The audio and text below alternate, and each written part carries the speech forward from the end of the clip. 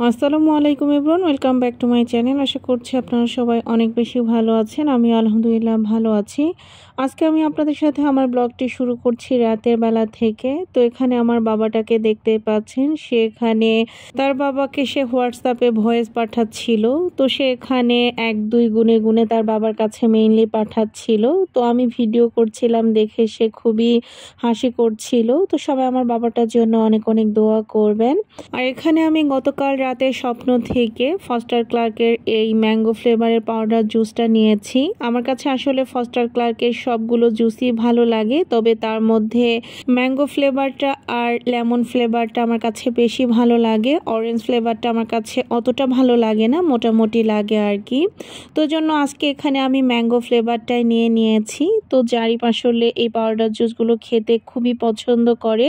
আর এখানে আজকে সকালে আমরা ডালের বড়ার সাথে পান্তা ভাত খেয়েছিলাম। এটা আমার খুবই পছন্দের একটা খাবার। আর এদিকে দুপুর না হতে হতেই দেখি যে প্রচন্ড পরিমাণে বৃষ্টি শুরু হয়ে গিয়েছে, সাথে মোটামুটি ভালো পরিমাণের বাতাসও ছিল। তবে হঠাৎ এরকম বৃষ্টি দেখতে বেশ ভালোই লাগছিল।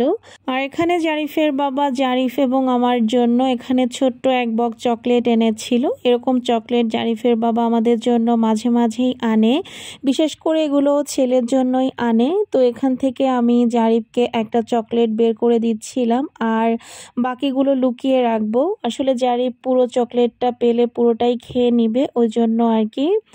আর এদিকে দেখতেই পাচ্ছেন বাহিরে কিন্তু এখনো প্রচুর পরিমাণে মেঘ করে আছে। আর এদিকে দুপুরের দিকে তো মোটামুটি ভালোই বৃষ্টি হয়েছে। তো আমি ছাদে এসেছিলাম আমার গাছগুলো দেখার জন্য। তো ছাদে এসে দেখি যে কোনো গাছেই পানি দেওয়া লাগবে না, যেহেতু বৃষ্টি হয়েছে। তো ছাদের মিষ্টি বাতাসে আমি আর জারিফ একটু হাঁটাহাঁটি করছিলাম। আর এদিকে দেখছিলাম যে আমার গাছে মাশাআল্লাহ দিলে বেশ কিছু মরিচ এবং গাছে প্রচুর পরিমাণে মরিচের ফুলও এসেছে। তো এখান থেকে কয়েকটা মরিচ দেখছিলাম পেকে যাচ্ছে, তাই কয়েকটা মরিচ তুলে নিচ্ছিলাম যেগুলো বেশি পাকা পাকা হয়ে গিয়েছে। আর এরকম গাছ থেকে টাটকা টাটকা মরিচ তোলার আনন্দটাই কিন্তু অন্যরকম। যারা আমার মতো এরকম ছোটোখাটো গার্ডেনিং করে থাকেন তারা অবশ্যই আমার আনন্দটা বুঝতে পারবেন। আর এদিকে পুঁইশাক গাছের পুঁইশাকগুলো মাশাআল্লাহ দিলে অনেক সুন্দর হচ্ছে। কিছু পুঁইশাকের আগেও তুলে নিয়েছি, এখন আবার নতুন করে হচ্ছে। আর এখানে বিকেলবেলা আমি আর ছেলে একটু রং চা খেয়ে নিচ্ছিলাম। আর এদিকে প্রচুর পরিমাণে গরমও পড়েছে। তো এখানে জারিফের বাবা অফিস থেকে আসার পরে একটু ম্যাঙ্গো জুস তৈরি করে দিচ্ছিলাম। তো এই গরমে ঠান্ডা ঠান্ডা ম্যাঙ্গো জুস খেতে কিন্তু দারুণ লাগে। আর এটা হচ্ছে গিয়ে তারপরের দিন বিকেল বেলা। তো আমার এই সাইডের পুঁইশাকগুলো কিন্তু বেশ বড় হয়েছিল। তো এখান থেকেই মেইনলি আজকে বেশ কিছু পুঁইশাক কেটে নিয়েছি, যে গাছগুলো একটু বড় বড় হয়েছিল। তো শাকগুলো কিন্তু খুবই টাটকা এবং ফ্রেশ ছিল। আর এই পুঁইশাকগুলো খেতেও অনেক মজা, যেহেতু আমি শাকগুলোকে একদম অর্গানিকভাবে বড় করেছি, তো জন্য শাকগুলো খেতে ভীষণ মজার ছিল। আর এটা হচ্ছে গিয়ে তারপরের দিন বিকেল বেলা। আজকে ছিল হচ্ছে গিয়ে শুক্রবার। তো জারিফের বাবার সাথে আমি আর জারিফ চলে এসেছি আফতাবনগরের মধ্যেই একটু ঘোরাঘুরি করার জন্য। আর বাহিরের ওয়েদারটাও কিন্তু একটু অন্যরকম ছিল আজকে, দেখতেই পাচ্ছেন মেঘলা মেঘলা একটা ওয়েদার, আকাশ পুরো মেঘাচ্ছন্ন ছিল। তবে এরকম ওয়েদারে বাহিরে ঘুরতে আমার কাছে দারুণ লাগে। আর এখানে আফতাবনগরে নতুন একটা ফুটবল খেলার মাঠও হয়েছে, তো সেটা আমরা একটু ওখানে দেখছিলাম। তো তারপরে তার ঠিক অপোজিট সাইডে এখানে বড় একটা খোলা মাঠের মতো, এখানে দেখলাম যে অনেক ধরনের দোকানপাট বসেছে, বাচ্চাদের খেলনাও ছিল এখানে। আর জারিফের কাজ হচ্ছে গিয়ে সবার প্রথমে কোথাও গিয়ে খেলনার কোনো আইটেম আছে কিনা সেটা খুঁজে বের করা। আর এখানে আনারসওয়ালা মামার আনারস শেষ হয়ে গিয়েছিল। আমাদের আনারস খেতে খুব ইচ্ছা করছিল, তবে শেষ হয়ে যাওয়ার কারণে আর আনারস খেতে পারলাম না।